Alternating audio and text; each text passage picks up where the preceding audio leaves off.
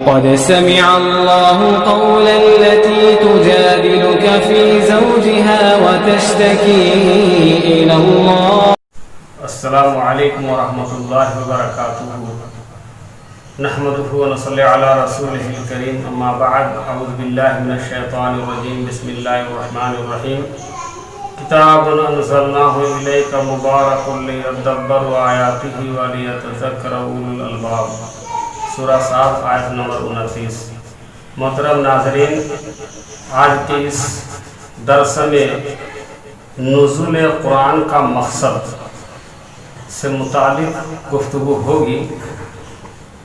دیکھیے، اللہ رب العالمین نے آخری آسمانی کتاب قرآن مجید کو ہمارے آخری نبی جناب محمد الرسول اللہ صلی اللہ علیہ وسلم کے اوپر نازل کیا ہے، اور یہ قرآن تمام انسانوں کے لیے ہادی و مرشد کی حیثیت رکھتا ہے اور زندگی کی روشنی و دستور ہے.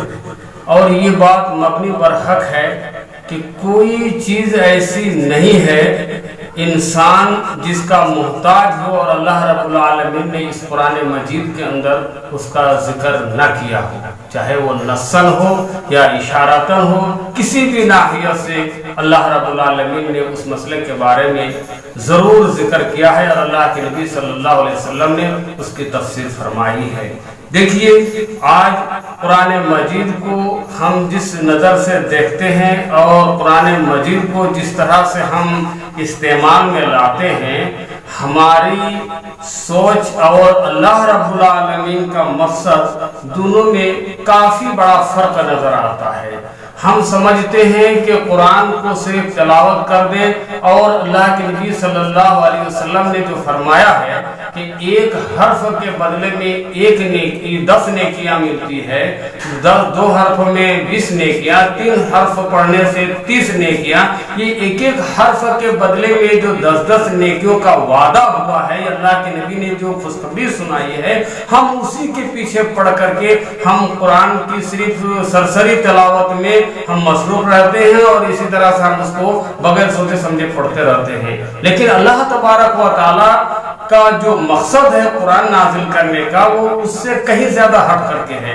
یہ سورہ صاد آیت نمبر 29 جو آپ کے سامنے تلاوت ہوئی ہے، آپ اس کا ترجمہ سن لیجئے تو بات آپ کو سمجھ میں آ جائے گی کہ اللہ رب العالمین کیا فرمانا چاہتا ہے. کتاب انزلناہ الیک، ایک ایسی کتاب ہے جس کو ہم نے آپ کی طرف اتارا ہے اے نبی صلی اللہ علیہ وسلم. وہ کتاب انتہائی برکت والی ہے. اور کیوں نازل کیا؟ لیدبروا آیاتہ، اس کتاب کی آیاتوں پر لوگ تدبر کریں گے، غور و فکر کریں گے. وَلِيَتَذَكَّرَ أُولُو الْأَلْبَابِ، غور و فکر کر کے جو لوگ عقل مند ہوں گے، جو لوگ دور اندیش ہوں گے، جو لوگ مفکر قسم کے ہوں گے، وہ کیا کریں گے؟ اس سے نصیحت حاصل کریں گے، عبرت حاصل کریں گے. دیکھیے، صاف طور پر بات سمجھ میں آ رہی ہے کہ اللہ تبارک و تعالیٰ نے اس قرآن میں تدبر کرنے کا حکم دے رہا ہے کہ تدبر کرو، غور فکر کرو قرآن پر. اور بھی دوسری جگہ اللہ تبارک و تعالیٰ فرماتا ہے کہ حق کا تلاوت ہی، قرآن کو جس طرح تلاوت کرنے کا حق ہے اس طرح سے تم اس کی تلاوت کرو. عبداللہ ابن مسعود رضی اللہ تعالیٰ عنہ کہتے ہیں حق کا تلاوت ہی کا مفہوم یہ ہے کہ قرآن جس کو حلال قرار دیتا ہے اس کو حلال سمجھا جائے، اور قرآن جس کو حرام قرار دیتا ہے اس کو حرام سمجھے قرآن کو پڑھ کر کے. اور قرآن کو جس طرح سے اللہ رب العالمین نے اتارا ہے اسی طرح سے اسے پڑھا جائے، اس کی تلاوت کی جائے. امام شوکانی رحمت اللہ علیہ نے اسی آیت میں ایک لفظ ہے، اللہ رب العالمین فرماتا ہے یتلونہ، جو اس کی تلاوت کرتے ہیں. یتلونہ کی تفسیر اور مطلب امام شوکانی رحمت اللہ علیہ بتاتے ہیں یعملون بما فیہ، اس قرآن کے اندر جو کچھ بھی حکم ہوتا ہے اس پر وہ عمل کرے. ولا یکون العمل بہ الا بعد العلم والتدبر. امام شوکانی رحمت اللہ علیہ کہتے ہیں قرآن پر عمل کرنے کے لیے کہا جاتا ہے، اور عمل اس وقت تک نہیں ہو سکتا ہے جب تک کہ قرآن کا علم نہ ہو جائے، قرآن پر تدبر نہ ہو جائے. اس لیے میرے بھائیو دوستو عزیزو، قرآن نازل ہونے کا جو مقصد ہے اللہ تبارک و تعالی صرف تدبر کرنے کے واسطے نازل کیا ہے، یہی ہے اصل مقصد، جس سے آج ہم لوگ بالکل اس سے دور ہو چکے ہیں۔ قرآن کے معنی نہیں پڑھتے ہیں، قرآن پر غور و فکر نہیں کرتے ہیں، ہمارے گھروں میں قرآن کی تلاوت نہیں ہو پاتی ہے، اگر کوئی پڑھتے بھی ہے مسجد میں بیٹھ کر کے یا گھر میں بیٹھ کر کے تو اس میں سے کسی بھی ایک آیت کا ترجمہ اور تفسیر نہ ان کو پڑھنا آتا ہے نہ وہ پڑھنا چاہتے ہیں، بس تلاوت کیے جا رہے ہیں۔ اس سے ہمارا آپ کا کیا فائدہ ہے؟ قرآن سے ہم کو کیا لذت مل سکتی ہے؟ اسی لیے امام زرکشی رحمت اللہ علیہ نے صفحہ 171 میں وہ فرماتے من لم یکن له علم و فهم و تقوی و تدبر لم یدرک من لذت القرآن شیئا۔ جس شخص کے پاس قرآن کا علم نہ ہو، فہم نہ ہو، اس انسان کے اندر تقوی نہ ہو، قرآن پر تدبر و غور و فکر نہ ہو، وہ قرآن کی لذت میں سے کچھ بھی حاصل نہیں کر سکتا ہے۔ اس لیے ہم کو آپ کو معلوم ہونا چاہیے کہ قرآن نازل ہونے کا مقصد آخر کیا ہے۔ المطلوب من القرآن ہوا فہم معنیہ والعمل بہ۔ قرآن نازل ہونے کا مطلب ہی یہ ہے کہ اس کے معنی کو سمجھا جائے اور اس پر عمل کیا جائے۔ دیکھیے امام ابن تیمیہ رحمت اللہ علیہ اپنی کتاب فتاوی ابن تیمیہ میں 5423 صفحہ پر لکھتے ہیں فَإِن لَمْ تَكُنْ هَذِهِ ہِمَّةُ حافظہ لم یکن من اہل العلم والدین۔ کوئی حافظ قرآن جو قرآن کو یاد کر لیتا ہے، حفظ کر لیتا ہے، اگر اس کا مقصد اس حافظ کا مقصد یہ ہو کہ اس کا کیا کہتے ہیں وہ اس پر معنی پر غور نہیں کرتا ہے، اس پر عمل نہیں کرتا ہے، لم یکن من اہل علم والدین۔ حافظ قرآن ہونے کے باوجود اس کو اہل علم اور اہل دین نہیں کہا جا سکتا ہے، اس کو دیندار نہیں کہا جائے گا، اس کو علم والا نہیں کہا جائے گا۔ آپ کو میں بتا دینا مناسب سمجھتا ہوں قرآن کے تعلق سے کہ آپ اس چیز کو نوٹ کر لیجئے۔ فَقِرَاتُ آیَةٍ بِتَدَبُّرٍ وَتَفَکُّرٍ خیر من قرأت ختمت من بغیر تدبر و تفہم۔ قرآن مجید کی ایک آیت کو غور و فکر کے ساتھ، تدبر و تفکر کے ساتھ پڑھنا بہتر ہے بغیر تدبر و تفہم کے پورا قرآن ختم کرنے سے۔ اگر پورا قرآن کو بغیر غور و فکر کے، بغیر معنی و مطالب کو سمجھ کر کے ختم کیا جائے، اس سے کہیں بہتر ہے کہ ایک آیت کو آپ پڑھیے مگر اس کے ترجمے کے ساتھ پڑھیے، اس کے معنی کو سمجھ کر کے پڑھیے، اس کی تفسیر کو سمجھنے کی آپ کوشش کیجئے۔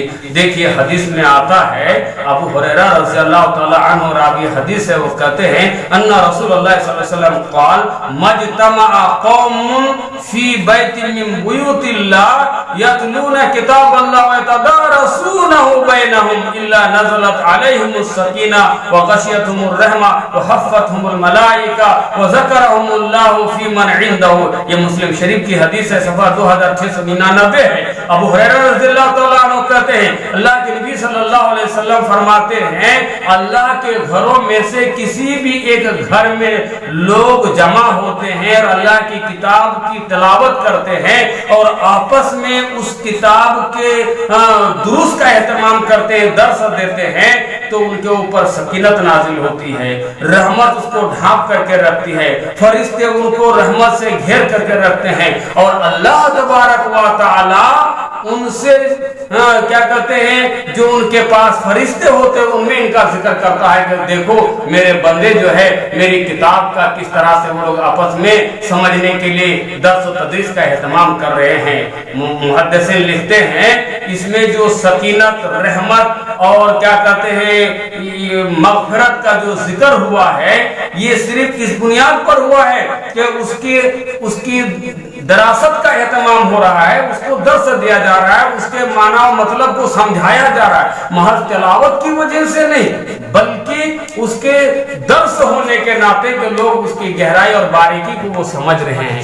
اس لیے میرے بھائیو اس طرح کی بہت ساری مثالیں ملتی ہیں جس سے اللہ تبارک و تعالی قرآن کو تدبر و تفہم کے طور پر نازل کیا ہے۔ حذیفہ رضی اللہ تعالیٰ عنہ سے ایک حدیث مروی ہے کہ اللہ کے نبی صلی اللہ علیہ وسلم نماز میں رات کے وقت جب کھڑے ہوتے اور قرآن کو انتہائی ترتیل کے ساتھ پڑھتے، اور جب کبھی تسبیح کا ذکر آتا تو آپ اللہ کی تسبیح بیان کرنے لگتے، جب کبھی کوئی مانگنے سوال کرنے کا معاملہ آتا تو آپ نماز ہی میں سوال کرنے لگتے، پناہ مانگنے کا امر معاملہ پیش آتا تو آپ پناہ مانگنے لگتے اللہ رب العالمین سے۔ اسی طرح سے ابو ذر غفاری رضی اللہ تعالیٰ عنہ سے مروی ہے، وہ کہتے ہیں کہ اللہ کے نبی صلی اللہ علیہ وسلم ایک دفعہ رات کو نماز پڑھ رہے تھے، اور اس نماز میں قیام میں بھی، رکوع میں بھی، سجدہ میں بھی، پوری نماز میں ایک ہی آیت تلاوت کرتے رہے، ان تعذبهم فإنهم عبادك وإن تغفر لهم فإنك أنت العزيز الحكيم۔ اے اللہ اگر تو عذاب دے گا ان بندوں کو تو وہ تیرے ہی بندے ہیں، اور اگر تو ان کو معاف کر دے گا تو غالب اور حکمت والا ہے۔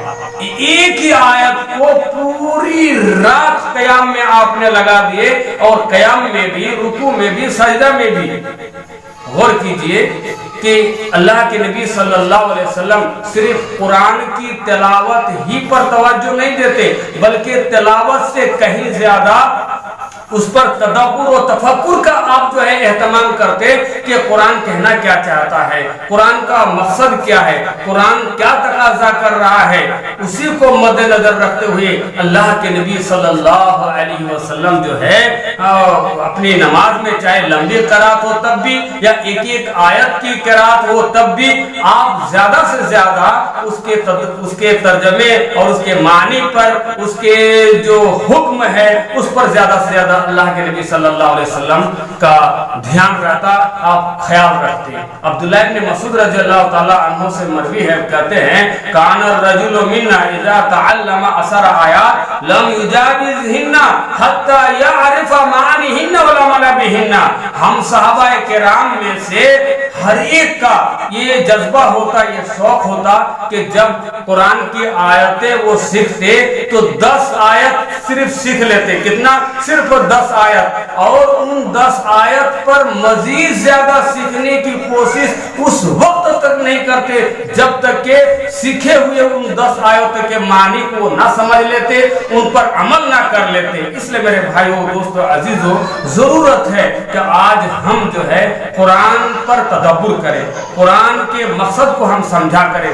جب تک ہم قرآن پر تدبر نہیں کریں گے، قرآن پر غور و فکر نہیں کریں گے، ہم جو ہے قرآن سے استفادہ نہیں کر سکتے ہیں، قرآن سے ہم کو نصیحت نہیں مل سکتی ہے، قرآن سے ہم کو کوئی اس طرح سے عبرت نہیں مل سکتی ہے۔ اس لیے ہم کو، آپ کو ضرورت ہے کہ ہم قرآن پر تدبر کرنے کی طرف توجہ دیں، محض اس کے حروف کو یاد کر لیں اور اس کے حدود و قیود کو ہم ضائع و برباد کریں، اس سے ہم کو کوئی فائدہ نہیں ہو سکتا ہے۔ اور آج یہی وجہ ہے کہ لوگ گمراہی کی طرف زیادہ جا رہے ہیں اور ہدایت سے وہ بھٹکے ہوئے ہیں، چونکہ قرآن کا صحیح معنی اور صحیح مفہوم اور نازل ہونے کا جو مقصد ہے اس کو آج ہم سمجھ ہی نہیں پائے ہیں۔ اللہ رب العالمین سے دعا ہے پروردگار عالم ہم تمام مسلمان بھائی نزول قرآن کے مقصد کو سمجھ کر کے، قرآن پر غور و فکر کر کے قرآن کی تلاوت کر سکے، اس کی توفیق عطا فرما، آمین۔ تقبل یا رب العالمین۔ السلام علیکم۔